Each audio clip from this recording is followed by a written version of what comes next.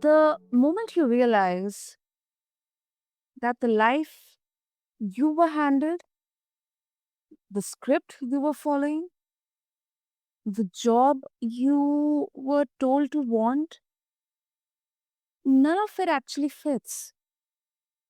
And, you know, these are the moments usually people, they never wouldn't talk, want to talk about. And then you have two choices. Either you can keep performing it, or you can walk off the path entirely and build something of your own. The second one is harder. It's also quietly the only way some of us survive. And today, we are sitting down with someone who chose the second. So, hi everyone, welcome back to Healthy Mind, Healthy Life. I am Sana, and this is the space where we slow down and have honest conversations about the inner work behind the outer life. Listeners, today's guest is Tim Robinson. He's founder of Indalo Yalapa, an eco hotel and community wellness project in Mexico. Tim's path is anything but linear, let me tell you. Military family, 10 years of travel through some of the wildest corners of the world, then ADHD, dyslexia, and a deep personal journey with psychedelics that reshaped his relationship with himself and his work. So, today we are going to talk about what it really takes to build a life that fits you, especially when the standard was not the one or never fit you.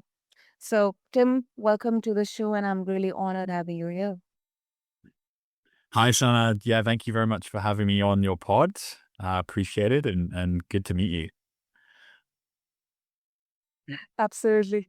Yeah, thank you so much. Just give me a quick second, Tim. I think it's badly, there are some very heavy thunderstorms happening. I'm just quickly checking my mobile hotspot. No need to worry because this is going to get edited out, but I have just to be a bit careful. No problem. It seems good right now. Yeah, If that helps. yeah. You should be able to hear those. It's, sounds like it's like bombing and all. Anyway, I'll just check those out. Okay. Okay, we can continue. Let's start with a bit of an introspective question. When you think about who you are today, the person sitting across, from me on this call, what's one thing about your life right now that surprises the version of you from, 10 years ago? Hmm. That's a great question. And just quickly, you're quite quiet on your end, so I'm not sure if it's something to do with the mic. Um, but in terms of the question, something that surprises me uh, from now relative to 10 years ago. I mean, I've always known that I've been a bit of a black sheep. And what I mean by that is someone who has always fought against the status quo and gone against the grain, so to speak. Um, and I come from a very regimented family, military family, and it was the idea of doing something that I'm doing today with my hotel project and doing it in another country and doing it largely by myself. Um, you know, I'm not necessarily surprised by the outcome. I would say I'm proud of me sticking to that thought pattern, that initiative that led me to doing that. I think I've got parents who've never really understood what it's like to be an entrepreneur or follow your own path. They very much stuck to the program, stuck to the script.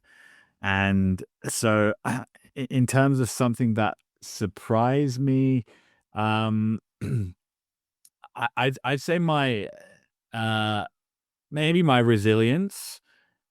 And not saying that I didn't think I was resilient before, but I think my definition of resilient was framed differently. It came through my older brother. So my older brother's, he's also military like my father, very successful. Both followed the exact same path. And so my definition of resilience was handed down through them, which is being incredibly physically tough, and um, also mentally tough, but it's a different type of mental toughness. I don't necessarily think that it's a particularly healthy type of mental toughness in a lot of ways, and that's why you see people who are in the military having a lot of problems when they leave the military, is because they don't know how to deal with those emotions because they've been told to, shut up and get on with it their entire career. And so you see a lot of issues with veterans and people like first responders.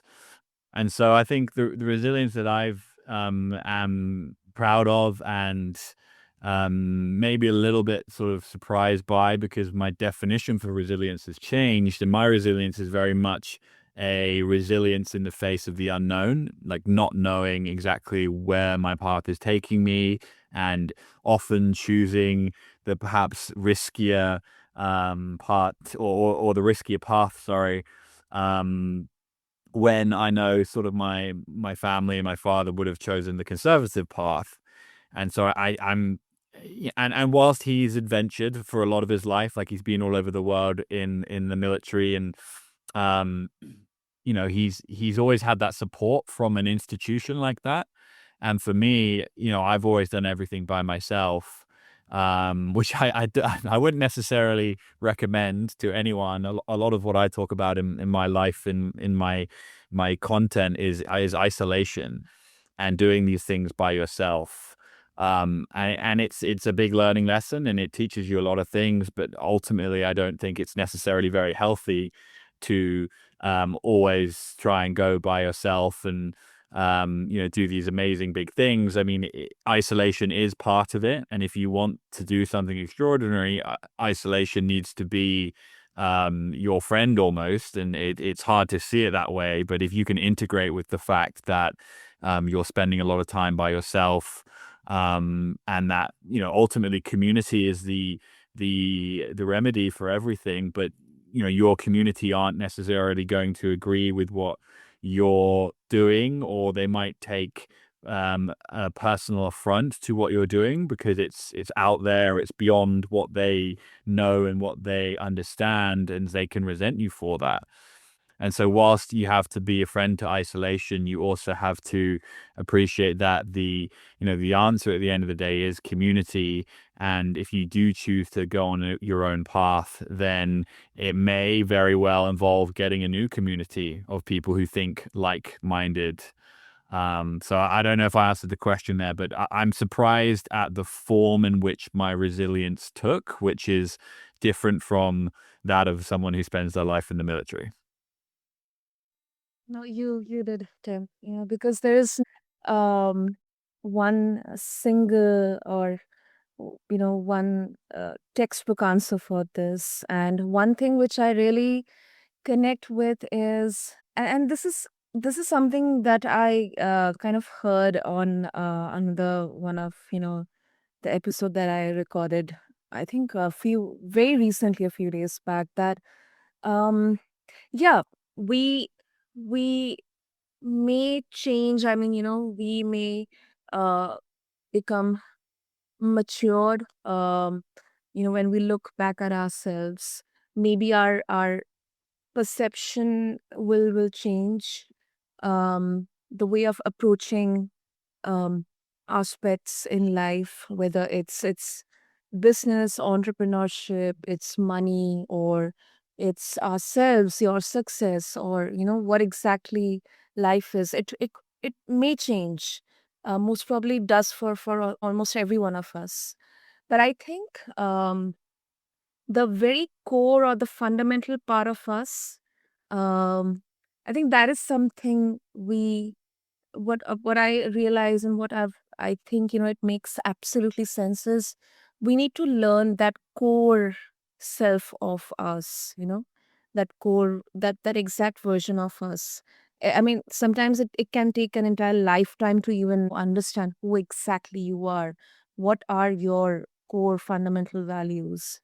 Um, so I absolutely connect with, especially the way you mentioned about how you're uh, looking at something which is resilience, and it can be interpreted differently by different people. It changed over the years, and it's different right now. Usually, what it is understood for. No, precisely. I think you've hit the nail on the head there, and everything is up to its own interpretation. And if it means something to you, it doesn't necessarily mean to mean anything to someone else. And as long as you stay true to yourself and you don't overly listen to other people's opinions, that's been a big learning lesson for me. Is I used to be probably a bit more of a people pleaser than I am these days, and I think that's something that I've inherited from my mum, who's a sweetheart, but she, often puts her others above herself, which is commendable and honorable in a lot of ways, but can sometimes be not so honorable to oneself. And so I used to put a lot of emphasis into other people's opinions and not trusting myself in my own convictions and intuition. So that's been quite a profound change for me is being more comfortable with myself and not relying on everyone else's opinions as gospel, so to speak. Yeah, that's what I would contribute to that. Mm. That's really powerful, Tim. Honestly, and sometimes shedding these layers, it can be challenging, and it doesn't happen often very glamorously or overnight. um but it kind of feels like, and that's why, instead of looking at others and probably comparing, I think, um um, and it's not just for the sake of saying, but something which I kind of understand is, we can look back at the version of ourselves maybe a few months or a few years back, and kind of see, understand where we have come. What's the difference in there? Are we still stuck in there, or have we grown? So I think, sometimes that self introspection can be a bit confronting, but in the long run, it's really freeing and liberating as well. Absolutely. Yeah, I couldn't agree with you more. Yeah. Tim, okay. Uh, I want to also bring in a bit of in the misconception discussion, because that's how we start our discussions on our shows, that especially around entrepreneurship and mental health. um you know there's the story that people who don't fit into um the normal jobs or the normal ways, they are somehow broken, lazy or difficult, and they don't follow the conventional standard template of how we imagine someone to be. uh but your story, it's kind of sounds exactly like opposite of that. You you tried to fit, and as you mentioned, but then you also realized that the people pleasing, this is not something, it's hurting you, it was hurting you. What do you think people get wrong about that experience of not belonging in a conventional path? Mm, I think if I understand the question correctly, uh, yeah, do you mean what do people Mhm. um do to break out of that conventional path, or how do they get their mind in a place where they understand that they don't have to take the conventional path? Can you just clarify? Yeah, absolutely. No, so This experience of that, someone doesn't belong to Mm. that conventional path. Uh, what kind of misconception usually we have? Like, how do we see it, or how do we visualize it? Yeah, I think being part of going back to people pleasing and expectations of others. Like there's an expectation of, your parents, there's an expectation of society for you to follow that status quo, right? Society needs you to, be a train driver, be a bus driver, work on the sewers. In order for society to function, that you need those people, and it's set up to do that. And it's not necessarily set up for entrepreneurship. So you're born into a society that wants you to fulfill a role, and that it's very much, I call it industrial age thinking, 1930s industrial age thinking, where that was how you survive. You went to work in a factory, you had a big family, and you provided doing manual labor because that's what the economy was based on, the industrial age. And now we're going from the industrial into the information, and now in from the information age even past that into now things like AI and all of that. So there's that old way of thinking isn't necessarily relevant anymore. I mean, I think it's being phased out, and you see that with people losing jobs. And I think another mistake people make is university, and going to university as like a rite of passage, which it shouldn't be. I think, at least in the case of the UK, you can associate that with Tony Blair as a prime minister, who said, 50% of people should go to university. And it's like, well, should they? Okay, because if you do that, and then they have to pay for it, right? And most people don't have £50,000, dollars, whatever, even more if you're from America, sitting in around, so you take on debt, and then you begin your life on a debt trajectory. And that's exactly what I did, because it was the thing to do. And so it all comes down to, yeah, what is the status quo? What is the thing to do? And and it relates back into people pleasing and pleasing your parents, who are of this old industrial age mindset. And if you can trust your intuition enough to say, I don't really want to do that, and I know my parents and I know society are pushing me in that way, um, and just have faith in your own convictions. That's the most important thing. So I think ultimately it comes down to a relationship with yourself, and fear, shame, fear of failing. Like people are super afraid to fail at anything. Like, what if I fail? And like the way I've come to learn about it is failing is a good thing, because the faster you fail, the faster you can correct the course, and the faster you can get to where you want to be. But you don't go through that without failing 5 or 6 times. And it's the same for me in my project. Like, I've had, 4 or 5, if not more, major setbacks, which have been, where it would have been a great opportunity to throw in the towel and say, well, I tried, and it was a nice pipe dream. And so, yeah, I think ultimately everything comes down to the relationship with yourself.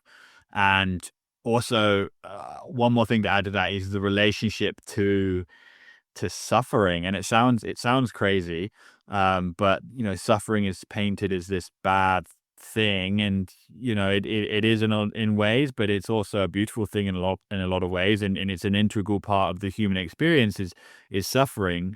So the same way, you need to integrate with your child, the child version of yourself, who has all these challenges and things because they're new to the world. You've also got to integrate with suffering, and realize that, and it sounds cliche, but nothing comes easy in the world. Nothing good comes easy, otherwise everyone would do it. And the bigger the villain, the bigger the hero, the more you can put yourself through, in the pursuit of something that is purposeful to you. And that's the thing. If you're suffering for, status or money or something else, then you're just suffering for the sake of suffering. But if you're suffering for something that you believe in and that drives you, then that's the reward. And it's not the another cliche. It's not the it's not the journey. It's not the destination. It's the journey. Which it sounds very cliche and it is very cliche, but part of my experience right now is separating myself from the results of my project, because go back a year or two and I was very much in a mindset of who am I if this doesn't work. Like, I put all my money and my time and my life into this, and what if it doesn't work? Which is, Mm. it ties into manifestation and all of that, and, I do believe in that. I think it's a big part of it, but if you tie your identity to something and you cling on to it as much as possible, you're actively driving it away, and so in my case, it's a case of, remove yourself, or not my case, in any case, you have to kind of remove yourself from the goal.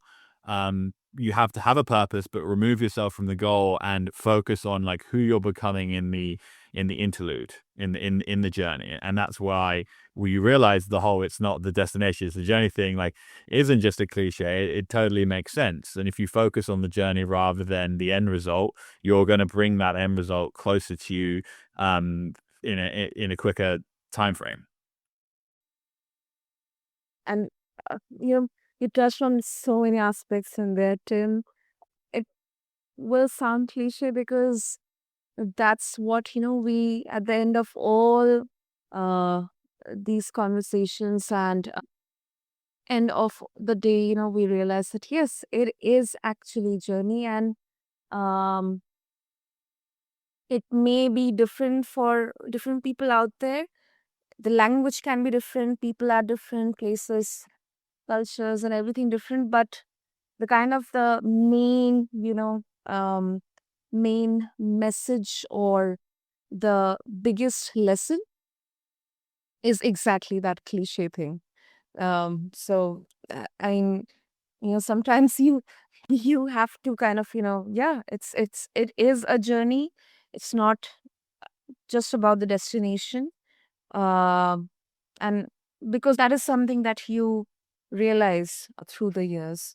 And secondly, also, Tim, what I realize is I think so many of us um when we kind of begin with our that journey of we get into the outer world and we try to kind of find our own place in there, set our footing in there really strong. It's mostly from that point that how well we can fit in, you know emphasizing on that fitting in, that most of the times we kind of try to put on this a different kind of mask, or that false identity. I'm not saying that no, just show your the truest authentic selves everywhere. No, I mean, there's a very fine line in there, but still, when you are aware that you are it's you cannot uh you cannot it's not it would be harsh to judge yourself just because you did not fit the usual template, and often you get kind of dictated by just trying to fit into those external standards in there, and you just beat yourself up to make sure that um because it kind of feels very alienated or different, whether it's the schools or the workplaces, or the societies, but you gotta feel like you're fighting with yourself, and it really feels exhausting, honestly. It really feels exhausting. So I think that is something also, which I believe, when I was hearing um how you put it, that is something, many people listening right now, they are walking around feeling like, there is something wrong with them. But when really the system they are just trying to fit into was probably never built for how they're wired. Mhm. That actually matters. And third, which Exactly. yeah, Exactly. What I would say to that is, mm, you know, it's culture. The culture is it's a safety net. But in the words of Terence McKenna, it's not your friend. Because the culture is another word for status quo, and whilst you feel comfortable, like I feel very comfortable in the culture of my country, UK, and I deeply resonate with it in a lot of ways, but I know it's also constrictive um and preventative because there's an assumption and there's a way that people behave, and it's the easy thing to do is just to slide back into the system, and it doesn't, I'm not necessarily referring to political or something, but like cultural, anything, it can be anything, just the way how things are done. But when it comes to like pure authenticity and what makes you tick, you have to remove yourself from culture, because culture is going to tell you to go one way and authenticity is going to tell you to do the other way. And so the constant battle with yourself that you're referring to, I think is a function of that. And I get it all the time. Like, for instance, with me, I still feel sometimes that what if my project doesn't work, and do I do I start looking for alternatives? And in some ways, having a plan B is a sensible thing to do, as my dad would say. Always have a plan B, but on the authentic side of that, it's like burn the bridges. You have to burn the bridges, because if you give yourself a way out, then that you're manifesting the potentiality of it not working. So it's like the end of the day, there isn't really a right answer, and so you can put as much definition to a term or a frame of mind as you want, but there isn't a right answer, and you have to go with your gut feeling, and that could be safety. Yeah, I want safety. I want friends. I want close family. I want all of that, and that's not you're not wrong if you do that. Like there's no like. Well, I think one of the dangerous things as well is like entrepreneurialism is um it needs, glamorized, that's the word. glorified. Yeah. Glamorized Yeah. these days, and I think it's amazing to be an entrepreneur, but it's not it's not hard. Sorry, it's not easy. It's incredibly challenging, and and if you're not cut out for it, then that's also fine. You can, I know so many entrepreneurs um and who are incredibly visionary and incredibly unhappy, because they're constantly stressed, they're constantly having to do everything, they're being pulled in seven different directions, and Mhm.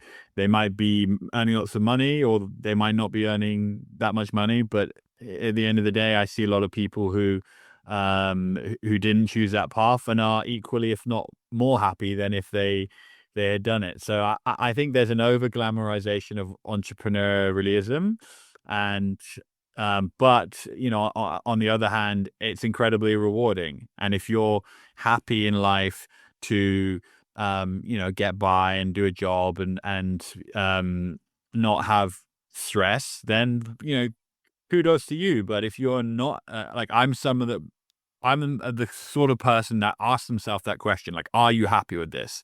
Are you going to be happy in 30 years time if you look back and you didn't do it? I guess it's very much like a what if, like what if I didn't do Yeah. that, or almost like FOMO.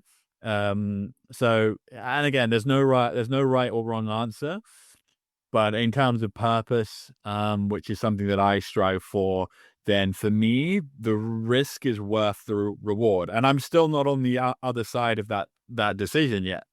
I still, there could be something to go wrong, and that's still a possibility. But it's pursuing your purpose and your vision anyway, in the face of the fact that it might not work out, and that's what's challenging. It is. It is. And I really loved what you shared, especially because this is the exact kind of question I had a few years back. That because I see everybody kind of, following this uh, calling of that now I want to be an entrepreneur because I do want to enjoy that freedom and I want to get out of that 9 to 5. Yeah, it could be one of the reason because um, it comes from within you and it's not just simply because you either um, because the way entrepreneurialism or um, the startup culture, that's what we call in India, it has been portrayed as if that you'll have your success stories, you'll enjoy your freedom, you'll enjoy your it's kind of as exactly you said, and it's kind of has been over glamorized.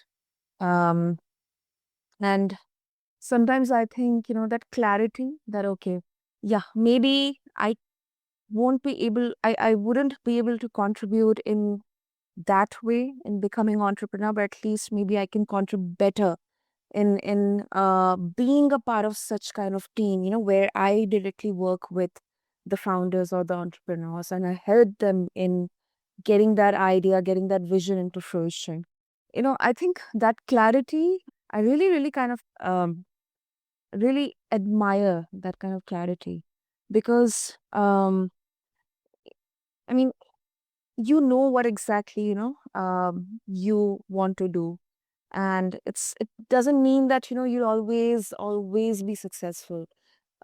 So that's why going back to something that you mentioned in the beginning is the way we look at failures. I think it should be more bit more towards the compassion side, not the self judgment side. The beginners can be very harsh, when especially, I mean, yeah, of course, I'm not even counting, the external judgments and the questions and the doubts. But at least, if you are in that self doubt and that judgment, and you feel like, no, what if I fail, or what if this is going to end up in failure? I think that is something where that inside, looking inside, it kind of becomes like this looking at yourself in the mirror. Hmm. Oh, exactly. Yeah. And I think you made a good point there about self judgment. Uh, I'm a very hard on myself as a person. I always have been, and I think that's a function of having a strict father growing up, military mhm, father, and mm, I'm not blaming him because that's undoubtedly how he was with his father, yeah. and so in order to give yourself some relief, you need to um, adopt the mindset that everyone is doing the best they can with the information that they have at the time. And that Mhm, way, you stop becoming a victim, you stop blaming other people for your circumstances. I think is one healthy way to look at life. And then the other would be, self-love and compassion. I've made mistakes in my career. I've made mistakes in my personal life, and because I've been prone to beating myself up, as a characteristic throughout my life, that I've always taken those step backs to heart more than I should have. And at the end of the day, that's on me. That's my fault, or not my fault, but it's my responsibility to change that kind of pattern. mhm, And so, yeah, I think one of the biggest realizations for me over the past year has been self forgiveness, self love, and that's not something you learn. You have to practice it, and you have to practice it like regularly, and that's why things like journaling is great, or affirmations in the mirror in the morning. It sounds trite, but if you start looking at the positive things and saying, okay, well, I screwed that up, but hey ho, life goes on, and let's move on to the next thing. um Rather than ruminating and lingering in the same thing. And everyone does it. Everyone does it. It's so much easier said than done. But if you can practice that, and things like journaling is important, and yeah, that's what I would say are my two takeaways from that comment. No, that's really helpful. And Jim, before we wrap up, I know we are way past our minute mark, but still, I want to bring in a bit of something that you're doing, very specific in Indalo Yalapa. I don't know whether I'm pronouncing it correctly or not, That was but right. In Indalo Yalapa. okay, that's beautiful. Okay, thank you so much. And yes, that's a space for people to reconnect with themselves and community. Um, and I think there is something really telling about the fact that the thing you are building is essentially the thing that you needed. It kind of, it adds a different kind of, I don't know, I mean, that sense of purpose and dedication um, to what you are building. So I want to ask Tim, for someone listening who is probably in the messy middle of figuring out what they actually want, not what they should want. What's been a practical or a kind of an introspective or reflective approach that worked for you when you were in that fog? Hmm. It's an interesting question. Yeah, it's a big question. Yeah, I mean, I think asking yourself what your future self um would do in that situation. I remember when I was working on my project Indalo as a side project to start off with, and I really wasn't enjoying my main job, which was paying me, and Mhm. I really wanted to spend all my time doing Indalo.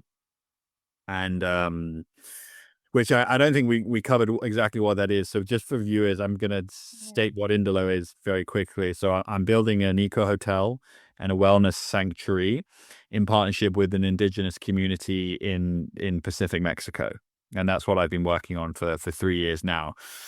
But I was, it started out as a side project, and I remember having a realization. I was on a bus in Canada, coming back from a weekend away with my friends in Whistler, and realizing that I had to go back to working on this job that I didn't like the following Monday. Like I had the Sunday Scaries, they call it, where you're Mhm. dreading going to work on that Monday, and all I could think of was this beach, this eco hotel project that I wanted to get off the ground, and just having that little voice in the back of your head being like, what if you went all in on this? Like, what if you made this, not just something that if it works out great, but something that that is my North Star.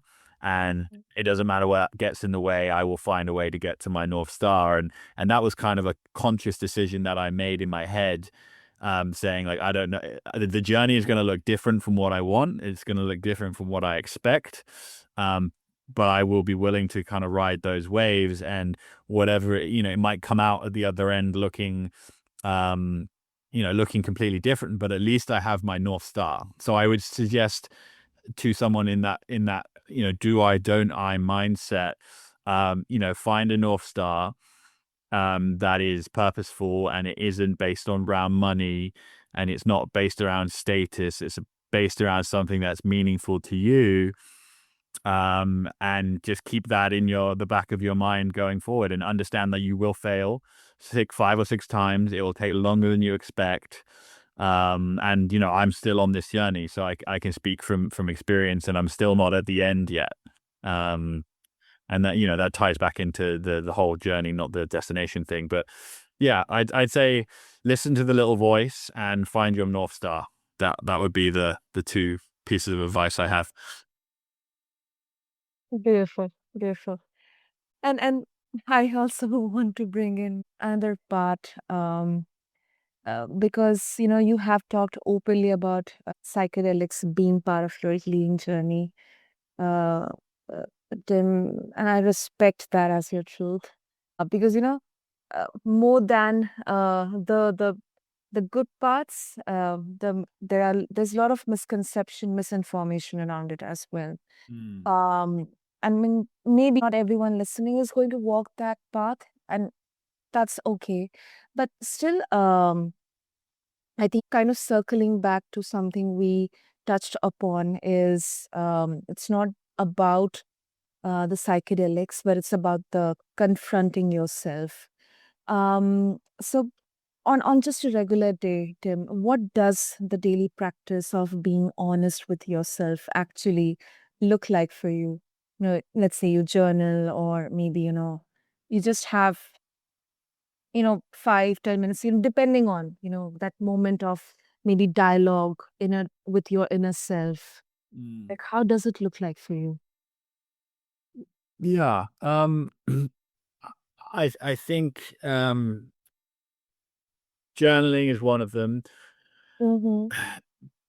Giving yourself breaks for mental clarity. Like I love going for a walk. I love going to the gym. Going to the gym is a big thing for me, but sometimes when I'm in the zone and I'm working hard and I know that what I'm doing is contributing to the bigger picture, then I perhaps, I don't go to the gym, but Mm-hmm. I'll still need to take a break, and so I'll go for a walk. And on that walk I will get into a certain mindset about um kind of trying to pull what I want closer to me. And so I'll even like look up at, it sounds kind of cringe, but like I'll look up at the sky, like imagine that there's like a little trap door in the sky, and that there's a rope hanging down from it, and I like I pull on the rope almost, and I'm the reality that I want is I can see it through that trap door in the sky, and I've got to bring it closer to me, and it's a metaphor in my head, but like um removing yourself from your woes or the problems of the day and just being fully present, and sitting with yourself and asking the universe for what you want. And I think it's as simple as that. You need to sit there and you need to ask for what you want, because if you don't ask, you don't get. But you have to be in the right mind frame to do that. And so, journaling and disconnecting, going for walks in nature.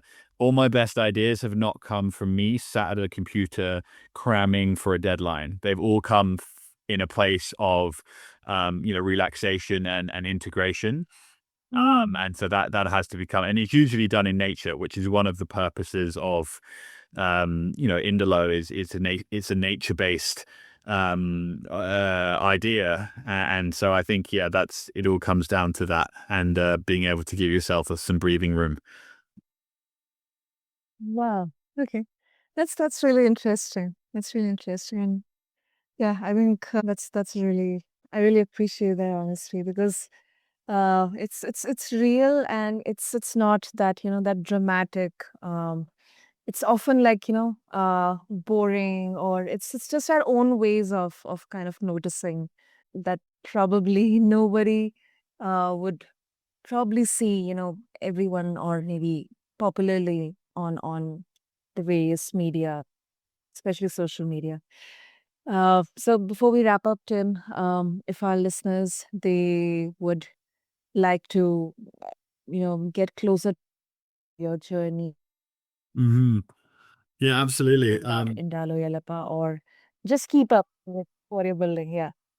Yeah. So you can follow my journey on Instagram on my personal account, which is my name. So it's at Tim S, which is my initial, and then my middle initial, and then Robinson, which is my last name. So Tim S Robinson. It's the same for TikTok.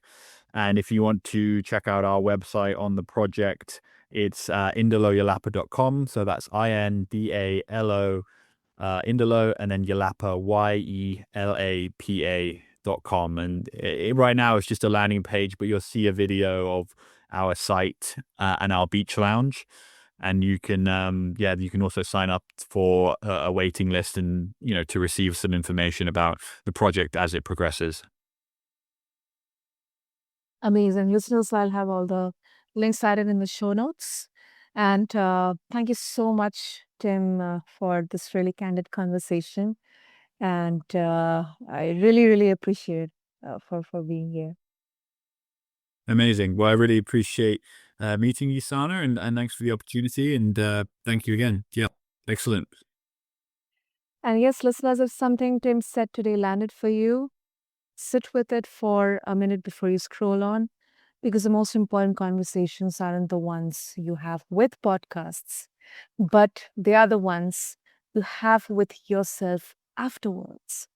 So, if a question came up while you were listening, uh, maybe, today's the day that you let yourself actually answer it. And until next time, this is the Healthy Mind, Healthy Life. I'm Sana. Take care of your mind because it's the only place you really live. And I'll catch you in the next episode. Thank you so much.